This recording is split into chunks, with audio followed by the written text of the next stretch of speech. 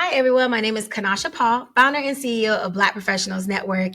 And here today, I'm bringing to you Founder Story, where I interview different founders and they tell me their origin story and how they created their companies. So today, I have the honor of having Neri. Hey, how's it going? But first, give the full people your full scope before Sure. we dive in. So, a lot of people know me as Nerissa Street, but my full name is Nerissa Street, and I am the founder of an organization called Be Your Own Answer. My origin story, which is I don't get a chance to tell this often. So I started Be Your Own Answer, which is strategic storytelling from pitches to proposals to public speaking to television production. I started that actually as a resource for artists. Oh, nice. And I actually started all of that because I ended up being really good at grant writing. Okay. And found that grant writing really was just storytelling, just in a written More form, technical technical things like that. But I found that I'm really good at translating things across sectors, across industries. And that a lot of artists were struggling with how to communicate this grand ethereal thing that we do to very technical people who are deciding whether or not your work is valuable enough to fund. Got it. So that's how it started. But so I love that. Yeah. So digging deep. So Yeah. so for you saw the problem. And so the reason why I love kind of sharing these founder stories, Sure. because I feel like people need to understand that even with us, even with the journey, there's different segments in all everyone's story. So as far as like you saw a problem, and that was artists who had a challenge of, clarifying their vision and Right. clarifying their words to be able to get funding. So that was your primary audience. Like, did you always knew that you were going to focus on artists, or just kind of like something that you stumbled upon? So I am called a shadow artist. I'm what was called a shadow artist. And what that means is I've always been a writer. I've always been a storyteller, but found it safer to help other people. Got it. Right. I got it. And so starting that way, I knew that I wanted to be, and this is all unconscious. I knew that I wanted to be adjacent to the arts because I was fueled by the arts, but I didn't have the bravery and the courage enough to go into it myself. So using my own storytelling for someone else was where that came from. But I would kind of counter on that. I feel like every great founder needs so there's a book called that by Gino Wickman that talks about visionary and integrators. Ooh. So visionaries are the persons who are going to have like the ideas, the concept, but every visionary has an integrator. So when you think about, everyone knows about famous people like Steve Jobs or the Waltons, whatever not, they all had integrators who kind of help bring their vision to life. Oh. So it's like every aspect is like, so you have a founder's journey that is built in being an integrator in people's founder's story. So I actually think that's very enlightening, like very exciting that you understood that there was a place. Like for everything about it, every talented person needs a manager. Every coach, like every football player needs an agent. So it's like you understood that there's that support system that they all needed. I so appreciate that perspective. So thank you. Yeah. Awesome. So when you think about like understanding like your own founder's journey and identifying the people that you're here to support, what challenges did you come across along the way? Like where do you felt like was some of the hardest hurdles that you had to go through? The hardest hurdles continue to be working with other founders, other creators who don't value themselves enough. Got it. Right.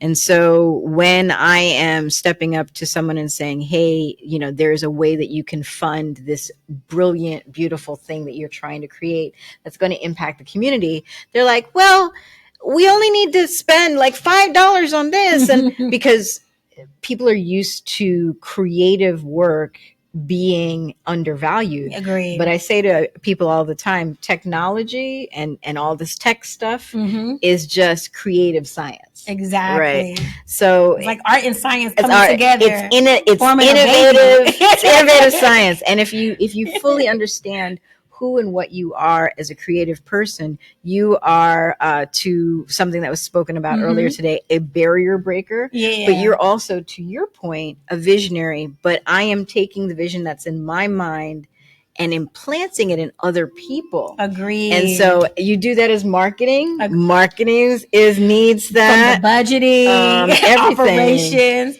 And so that you've understood those elements and figured out kind of way how to be able to be a value add to like a whole ecosystem. Right. So that's amazing. So what has been your favorite part about your journey so far in working with artists, helping them understand how to get funding, giving them the courage that you thought you didn't have, because you thought you didn't have the courage, but being able to support an artist who has wild ideas, making that and like being the ultimate translator, because that's basically what you are. Translator.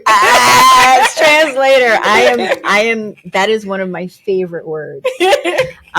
So to your point, and thank you for allowing that to come out.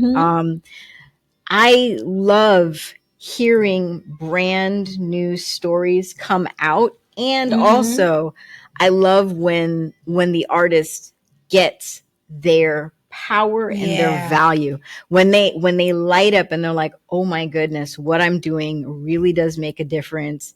It is something that is valuable to a 5-figure, 6-figure, 7-figure amount. Agreed. When they get there, and they can support their family. Agreed. And they can go do the things. And when you allow good people to be properly supported, they just do more good. Agreed. 100%. You know, so I love that.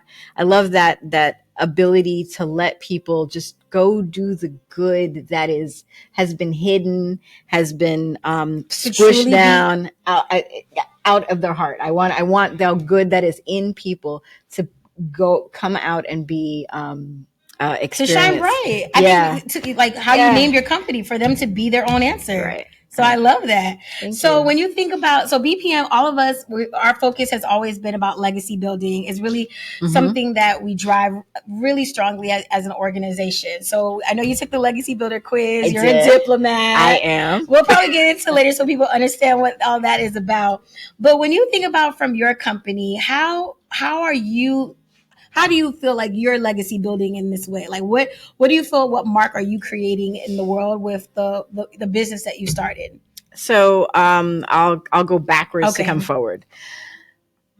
One of my biggest mentors when I was first starting this work, and I say I've been saying more often that I was this close to becoming a minister, right? And so one of my biggest mentors was a minister, and she passed away really because she wasn't taking care of herself as much as she could. Okay. Let's just be all the way honest about it. And one of the things that I saw that she lacked and what chased me away from ministry was a lack of joy. I really believe that God has placed within us a design that when you discover it, makes the way for you, provides for you, builds community around you, and gives in this nourishing way. And what I'm hoping my legacy will be is bringing joy back to everything that we do. You can be somebody who is doing good and experiencing joy, not just when the person who is served does something amazing with their lives, but just in the process of serving them, you should be finding joy, nourishment as well. And so for me, I want to bring joy back to nonprofit. I want to bring joy back to service businesses. I want to bring joy back to doing community work. And I want to also make sure that everybody who is standing up for good has a good life, like a life with their family. I want them to be able to spend time. Why should people have to sacrifice family life in order to make a better life for other families? Agreed. And that's honestly like the core of what like our legacy building like whole community is about. Understanding that we can pursue wealth, we can pursue impact, and we can also create legacy. And so thank you so much for joining me and sharing your founder story. Goodness. Thank you so much for this opportunity. So first of all, I really want to speak directly to you. They say we should give our flowers to people while they can experience them. Kenasha, I just want to say that I have both benefited from the Black Professionals Summit and the Black Professionals Network. And I was a speaker, I think, years ago when you guys first was doing stuff at FIU. And I have only seen your legacy and your impact grow and expand. You're now national, right? And I hope that all of the things that you have given to people are feeding you as well, because you are amazing. So thank you so much for saying yes to your vision. Thank you. And thanks again to CoSpace, who has provided us the longest podcast ever, but a really amazing and beautiful, fruitful. And hopefully that Joyce and Claire and the whole Sinclair family is being nourished by this. So thank you both for this so much. Platform. Awesome. Well, thank you guys so much for joining us, and stay tuned for more founder stories. Bye. You tore that shit.